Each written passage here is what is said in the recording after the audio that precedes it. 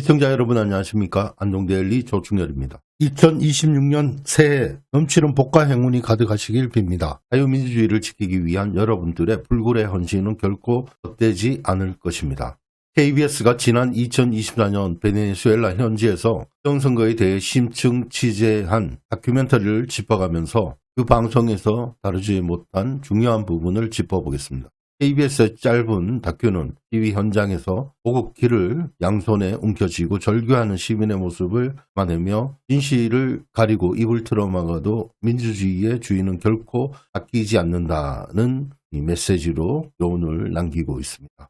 베네수엘라 대선은 2024년 7월 28일 치러졌습니다. 선거 결과 베네수엘라 선거관리위원회는 니콜라스 마두로가 51%, 에드먼도 곤잘레스가 44%를 얻었다며 마두로의 승리를 공식 발표했습니다. 그런데 여기서 반전이 일어납니다. 2025년 노벨 평화상을 받은 마리아 코리나 마차도가 우리는 선거 집계 원본을 확보했다고 공개적으로 밝힌 것입니다. 즉 공식 결과와 다른 결과를 가지고 있다는 주장이었습니다. 베네수엘라는 전자투표를 하는 국가입니다. 각 투표소의 결과가 중앙선관위로 전송되고 실시간으로 웹사이트에 공개되는 구조입니다. 선관인들은 투표소에서 받은 종이 집계표와 웹사이트의 수치를 비교해 검증할 수 있습니다. 투표 절차도 비교적 명확합니다. 투표인은 입구에서 전자기록을 남기고 투표용지를 받아 투표한 뒤 투표함에 투표지를 넣고 투표소를 나오면서 종이 선거인명부에 또 서명을 합니다. 전자기록과 종이기록이 모두 남기 때문에 사후 검증이 가능한 시스템입니다. 그런데 이번 대선에서는 투표 결과만 발표하고 그 근거가 되는 선거 결과를 모두 공개하지 않았습니다. 여기서 한국의 사전투표와 비교되는 대목이 있습니다. 한국의 관내 사전투표의 경우 전자, 종이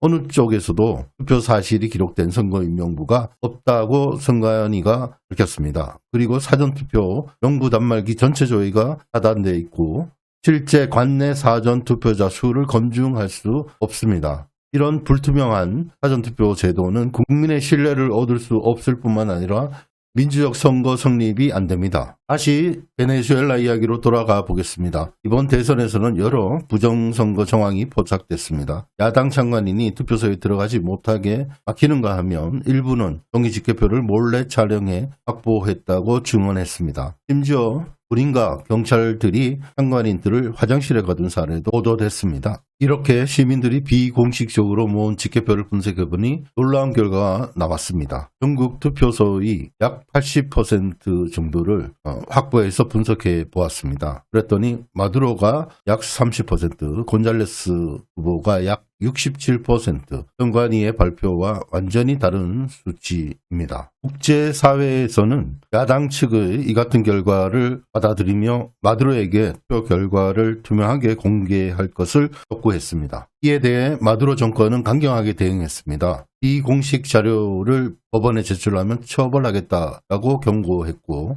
곤잘레스 후보를 내란 선동 혐의로 조사하기 시작했습니다. 시위대는 쿠데타 세력으로 규정이 됐고 강경 진압이 이어졌습니다. 인권단체는 최소 23명이 사망하고 2,000여 명이 구금되었다고 발표했습니다. 현장에서 시민들은 절규했습니다. 정부가 국민을 죽이고 있다. 우리는 언제까지 고통받아야 하나. 이런 목소리가 곳곳에서 터져 나왔습니다. 국제감시단도 이번 대선에 공식적으로 참여했는데요. 이들은 보고서를 통해서 2024년 베네수엘라 대선은 부정선거였다라고 결론을 내렸습니다. 그리고 이 사건은 한국에도 중요한 시사점을 던집니다. 베네수엘라와 같은 나라에서도 투표를 하면 전자기록과 종이기록을 남기고 조차 검증할 수 있도록 이중으로 선거인명부를 관리하고 있습니다. 그런데 한국의 경우 아예 관내 사전투표의 경우에는 선거인명부가 없다고 선거관리위원회에서 밝혔습니다. 선거인명부는 선거 이후 제기되는 선거 쟁성에서 후보자 또는 선거인 등의 증거보전 신청권을 보장하고 선거 쟁송 제기 기간 동안 투표 관리에 대한 사후 검증을 위해 반드시 필요한 것입니다. 이에 대해 선거 전문가는 한국의 관내 사전투표 시스템이 검증 불가능한 구조라며 반민주적인 선거이며 국제적으로는 선거로 성립조차 될 수 없다라고 강하게 비판하고 있습니다. 또 우리가 사는 디지털 시대에 우려했던 문제 유권자가 한국에서 현실화되었다고 통탄하고 있습니다. 끝으로 공직선거법 제171조에 따라 투표관리관은 투표가 끝난 후 선거임명부 및 기타 선거에 관한 모든 서류를 관할 구, 시, 군 선거관리위원장에게 인계하여야 하며 여기서의 선거임명부란 투표소에서 선거인이 서명 날인 또는 무인한 선거임명부라는 사실을 알려드립니다. 투표 전에 유권자가 확인하는 투표한 사실이 기록되지 않은 지방자치단체장이 선관위에 제공하는 선거임명부가 아닙니다. 여기서 말하는 것 선거임명부는 투표한 사실이 기록된 선거임명부를 말합니다. 반드시 개표소에 있어야 되는 서류가 선거임명부입니다. 네,